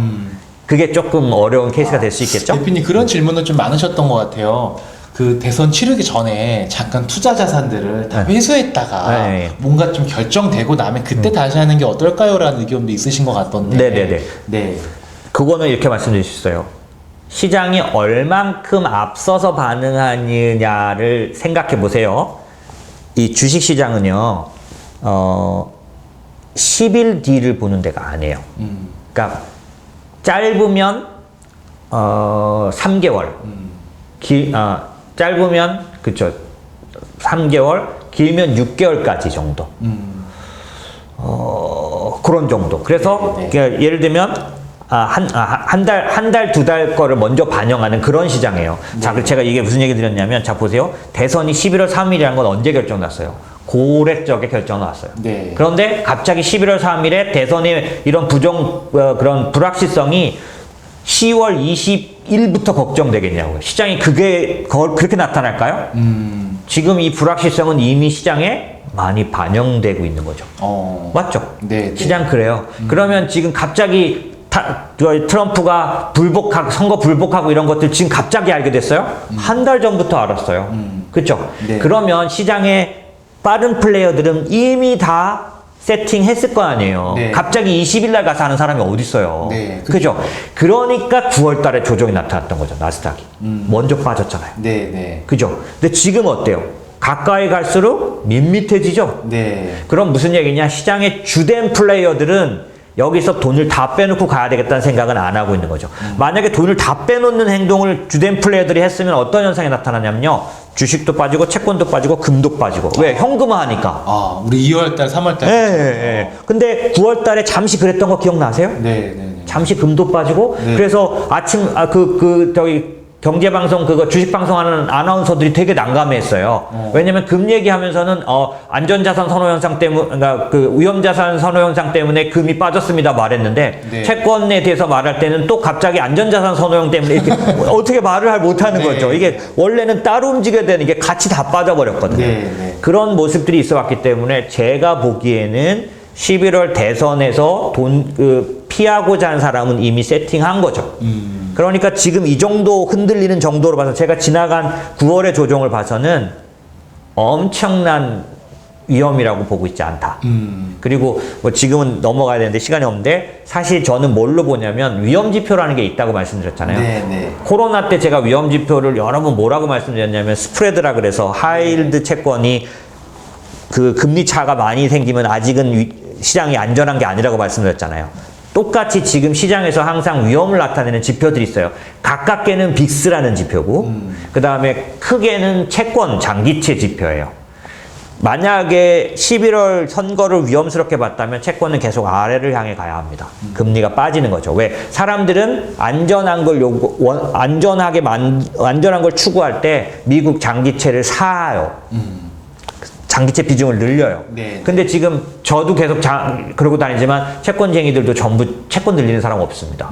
왜? 툭하면 오를 거거든. 아까 네. 바이든이 돼도 오를 거라고 오른다고 했잖아요. 그쵸? 그런 것처럼 그런 걸 보면 시장은 이 위험의 크기를 어떻게 측정하는 것처럼 보이냐면, 위험은 위험인데 심각한 위험의 크기로 보고 있지는 않은 것 같아요. 왜냐하면 지나고 나면 터널, 왜 자동차 운전하시거나 기차 타고 갈 때 좀 긴 터널 있잖아요. 네. 근데 딱 나가면 밝은 하늘이 확 보이는데 터널이 이 어둠이 계속될 거라는 걱정을 하면서 두려워하는 사람은 없잖아요. 그렇죠. 지금도 11월 정도 중반쯤 되면은 이 사태는 바뀌는 거에 대해서 어느 정도 근데 그 뒤가 좀 낙관적인 시나리오가 많아요. 네. 그런 것들 때문에 결정한 사람은 이렇게 결정한 것 같아요. 팔아둔 사람들은 팔았을 거고, 그 다음에 좀 현금을 늘린 사람은 늘렸을 거고, 그냥 들고 갈 사람들은 그냥 들고 가고 있는 거죠. 그래서 지금 질문 주신 것처럼, 네. 이제부터 행동하는 데는 실익이 없을 것 같아요. 아, 알겠습니다. 좋습니다. 네. 아우, 시원시원하게 답변해 주시니까 네. 너무 좋습니다. 자, 그 다음, 예. 다음에. 미어키님께서 주신 네네네. 질문이에요. 네. 성장주보다 가치주가 좋다고 보는 것 같던데 어떻게 생각하세요? 완독점이나 기술주 조정 받는 것 같아서 여쭤봅니다. 예. 일단은, 지금까지는 성장주 위주의 그런 추천이 제일 많았고, 기관 투자자들은 가치주로 갈아타고 있다는 얘기를 계속 많이 들으셨을 거고, 앞으로도 들으실 겁니다. 그래서 그 가치주란 얘기가 뭐냐면, 간단하게 이런 거예요. 코로나 때문에, 빠졌는데 그 코로나의 피해를 고스란히 입는 쪽이어서 못 올라온 쪽 이쪽이라고 보시면 돼요. 항공주, 여행주 뭐 네. 이런 그런 쪽들 그런 쪽들로 좀 바꿔 타는 게 맞지 않겠느냐라고 말씀하시는 부분이 있는데 일편일리가 있으세요. 그런데 저희는 이제 이렇게 생각해 보시면 되잖아요. 그러니까 성장주는 금리가 떨어지는 구간에서 좋고 금리가 올라가는 구간에서는 성장주에게 나쁘다. 라고 생각을 하는 부분에서 보면 앞으로 금리는 떨어지는 것보다는 올라갈 거라고 제가 자꾸 말씀드리잖아요. 그러면 그걸 뒤집어서 말하면 성장주는 호재보다는 자꾸 악재가 나올 거 아니냐? 이렇게 생각될 수 있잖아요. 그래서 그런 면에서는 성장주보다는 가치주로 가고 있다고 하는 기관들의 얘기들이 어쩌면 의미가 있어 보이는데 저는 이렇게 말씀드리고 싶어요. 제가 그럼 제 포트폴리오를 변경하는 부분들을 보면 저희 고객들에게 제가 안내를 하고 있는 것 중에 단순하게 저희가 말씀드린 빅텍이나 이런 기술주들은 성장주라고 분류되는 쪽보다는 기술주라고 분류되는 게 맞는데 기술주는 기본적으로는 지금 말씀드린 것처럼 이 금리나 이런 부분들에 대해서 지금부터 금리가 조금씩 올라간다거나 낮아질 수 없다는 것 때문에 떨어질 요인보다 네. 이익이 좋고 훨씬 더 성장하는 거 있잖아요. 네. 지금 10월달 앞으로 한 주만 지나면은 어닝 시즌이에요. 어닝 시즌이 되면 제가 말씀드린 기술주들의 우월한 실적이 계속 증명될 거예요. 네. 그렇기 때문에 그 요인이 훨씬 더 클 거다. 그러니까 결론적으로는 기술주에 대해서는 저는 포트폴리오에서 줄이거나 바꾸거나 할 생각은 별로 없고요. 다만 백신 장세가 나타날 거라고 봐요.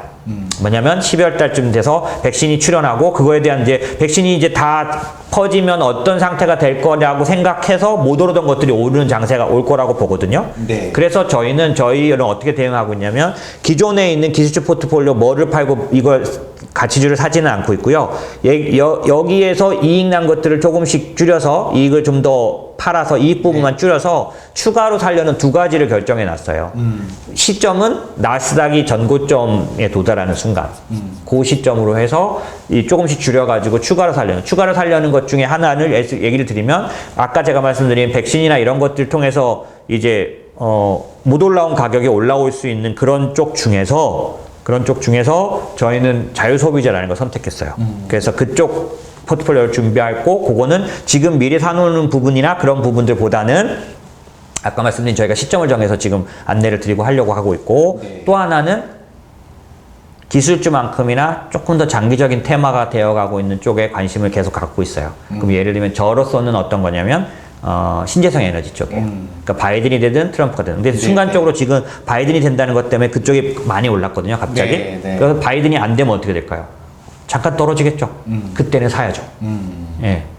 바이든이 된다고 어떨까요? 계속 힘을 받겠죠. 그래서 저는 이거 급하게 안 보는 게 이것도 조금 긴 사이클로 보여져요. 그래서 이미 우리 포트폴리오에 있었거든요. 네. 그래서 개별적으로는 사들였던 건데 전체 포트폴리오에다 반영하는 여러 개 포트폴리오 안에도 다 들어가도록 만드는 작업은 준비 중입니다. 그래서 설정은 다 해놨고 시기만. 근데 시기는 지금 급하게 사야 될 것 같진 않다. 왜? 네. 지금도 올라가고 있으니까 빨리 사놓으면 좋겠는데 제가 볼 때는 제가 아까 기술주 기대감이 올랐다가 떨어졌다가 하지만 장기적으로 움직이는 거에 대해서 저희 관심 있는 것처럼 신재생 에너지도 약간 사이클이 길어 보여요.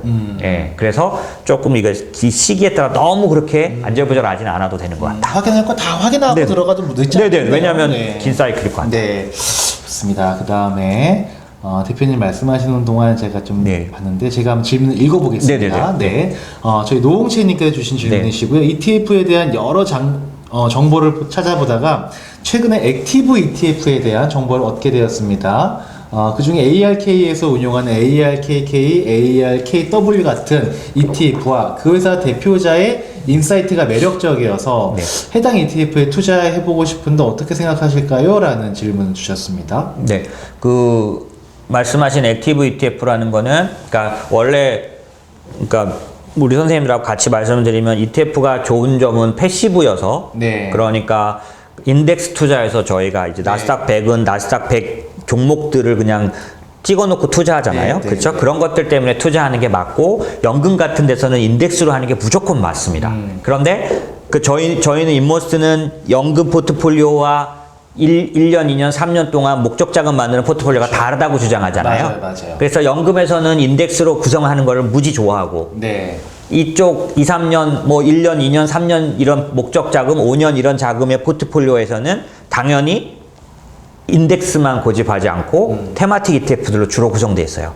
그 안에 액티브를 받아들였고 저희도 네. 지금 선생님께서 말씀하시는 이 아크 쪽은 상당히 잘하는 쪽으로 보고 있습니다. 네. 예, 대표를 제가 좋아하죠. 그래서 저 오래전에 이미 3년 전에 저희 포트폴리오 안에서 이제 유니버스 안에 들어왔고 네. 지금도 굉장히 좋게 보는 쪽입니다. 그러니까 네. 말씀하신 것처럼 연금에서 액티브적인 반영을 하는 건 저는 조금 안 하는 게 낫다. 왜냐하면 패시브로 가져가는 게 비용을 줄이면서 네. 장기적으로 가져가기에는 그냥 지수를 추적하는 거. 그러니까 좋은 지수를 찾는 게 먼저 중요하겠죠. 아까 제가 말씀 나스닥 지수를 선택하는 것처럼 네. 그다음에 금인덱스를 선택하는 것처럼 어느 지수를 투자할까는 중요한데 네. 선택을 하고 나면 골라내는 것보다는 인덱스로 가는 게 좋고요. 여러 가지면 효율적이에요. 장기 투자에. 그런데 목적 자금을 할 때는 액티브를 다소 비중을 가져가는 거는 나쁘지 않다. 예. 너무 그것도 높이면 어떤 게 있냐면 액티브 운영사의 의견이 너무 전체를 많이 지배하게 되면은 네. 또 부작용이 좀 있어요. 예를 들면 아크는 지금 올해 들어서 탑 5개 안에 계속 들어가지만 작년도에는 그 테슬라가 작년 상반기에 공매도 세력에 의해서 엄청 어려울 때 여기도 계속 같이 어려웠어요.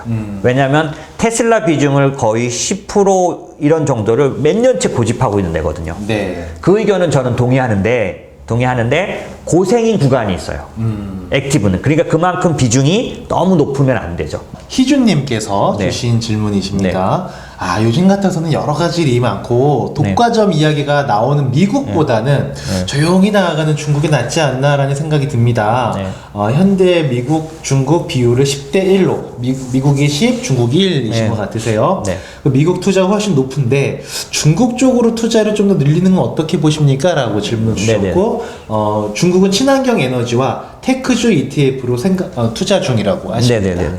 일단은 미국의 그 독점 과정은 지금도 이슈 중에 있어요. 근데 이제 제가 전에 한 몇 번 전에 방송 때 그 테크가 가장 치명적인 악재는 독점 조사라고 말씀드렸었잖아요. 그리고 7월 달쯤에 상원에 4명의 그 빅텍 사장들이 서가지고 받았는데 아주 우호적인 평가를 받아서 잘 넘어갔잖아요. 근데 이번에도 하원의 어떤 위원회에서 의견을 낸 건데 바이든이 되고 나면 아마 이런 쪽들이 조금 더 자꾸 무게를 얻을 듯한 거는 있는 건 있을 거예요. 네. 다만 치명적인 부분들까지 생각하면 가장 치명적인 악재는 독점 조사에서 결과물은 회사 분할이라고 제가 설명드렸죠. 네. 그런데 이제 그 회사 분할이 나오면 상당히 시달릴 거로 보여지는데 대신 회사 분할을 그 지시받았던 회사들이 주식시장에서 사라지지 않았고 추세가 바뀌지 않았어요. 4개로 나눠진 다음에 4개가 각각 다 성장해 갔어요. 왜냐하면 회사가 없어지는 게 아니라 분할만 되는 거라서 그런 부분이 있었고 장기적으로는 힘들죠. 그래서 지금 말씀하신 대로 독점이나 이런 조사를 받는 빅텍에 대한 어떤 분산은 필요한데 저희는 그래서 빅텍 위주로 가져가지 않아요. 기술주 자체가. 네. 저희 ETF가 어떻게 되냐면 나스닥 100 있잖아요. 네. 연금에서 하는 거. 얘는 빅텍 비중 높은 걸 불가피해요. 근데 이건 연금에서 맞아요. 저희 나스닥 100 연금에만 들어있어요. 나머지는 물론 이제 그 QQQ라는 거로 이쪽에 있는 부분인데 저희의 나머지 포트폴리오는 어떻게 되냐면 그 빅텍들이 갖고 있는 사업 부문들이 있어요. 섹터. 네. 걔네들의 주요 기업들로 구성된 걸로 돼 있어요. 그래서 빅텍이 독점 조사를 받는다고 해서 그 산업이 철퇴를 맞는 건 아니에요. 그 산업에서 그 빅텍이 시달리는 거죠. 그 산업을 투자하는 저 입장에서는 빅텍 비중이 높지 않도록 가져가는 부분들이 다 있습니다. 요번에 증여 포트폴리오에도 다 전형적으로 그렇게 돼 있고요. 네, 네. 그래서 그런 식으로 가져가는 부분을 좀 가져가시고 말씀하신 중국의 비중을 지금보다 높이는 건 찬성. 재정 정책에 의해서 주도 이 영향을 받는 앞으로 1, 2년간에는 선택의 리스크에서 너무 걱정하지 않아도 되는 세 개가 있습니다. 미국, 유로존, 중국. 얘네들은 재정 정책에 무리가 없어요. 네. 우수하게 지금도 재정 정책을 쓰는 쪽에 들어갈 거고요. 그런데 이 중국은 정책 리스크가 있잖아요.